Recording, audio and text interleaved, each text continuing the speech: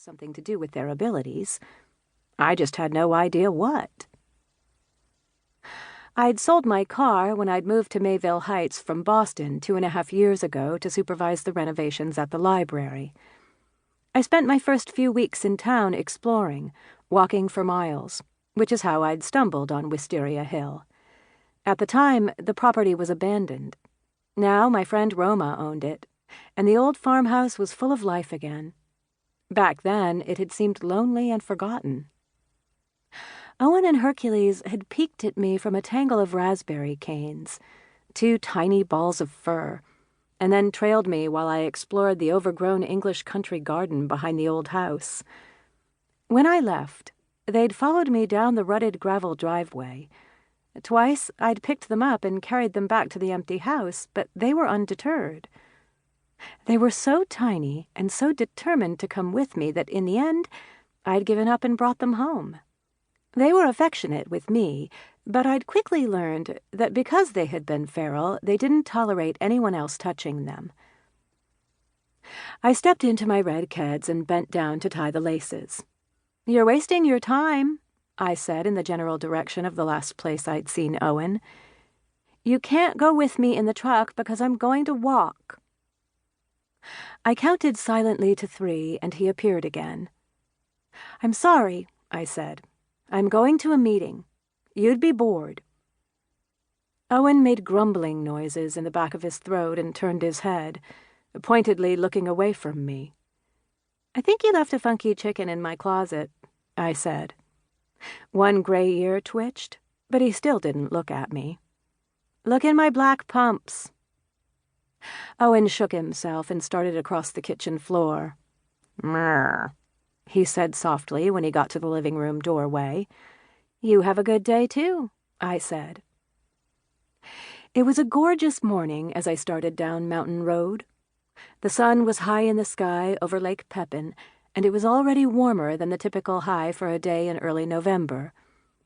It had been a while since I'd walked to the library. It was something I used to do every day. When I'd discovered everything I wanted to do was within walking distance, I hadn't bought a car. Eventually, Harrison Taylor had gifted me with a truck that could make it through even the worst Minnesota snow. A thank you because I'd discovered some papers that had helped him find his daughter.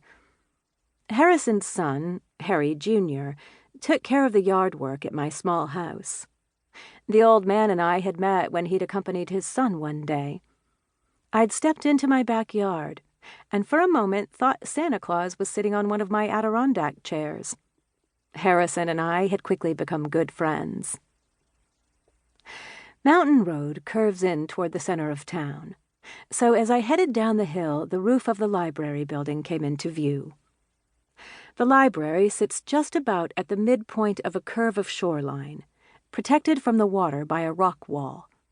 The 2-story brick building has an original stained-glass window at one end and a copper-roofed cupola, complete with a restored wrought-iron weather vane that had been placed on the roof when the library had been completed more than 100 years ago. The Mayville Heights Free Public Library is a Carnegie library, built in 1912 with money donated by philanthropist Andrew Carnegie. I'd originally come to town to supervise the restoration of the building for its centenary, as well as update the collections and set up internet access for the library's patrons.